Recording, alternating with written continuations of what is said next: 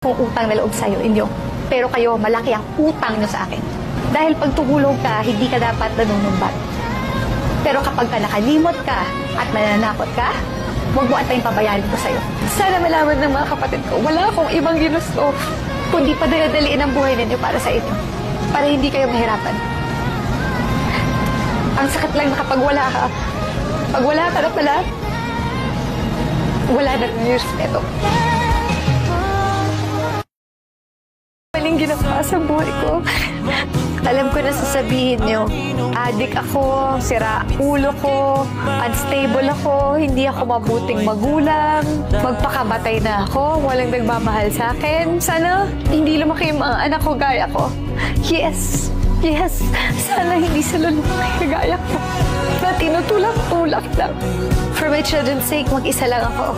Wala akong katuwang eh. Pero do I really deserve so much pain all these years? Ang dami nila, mag-isa lang ako. At para sabihin sa'yo na ikaw ang dahilan kung pag namatay yung nanay natin. After the trauma I've been through with Rico, why would you even say that? But, laos na ako. Ang sakit lang na kapag wala ka. Pag wala ka na pala, wala na rin yung respeto.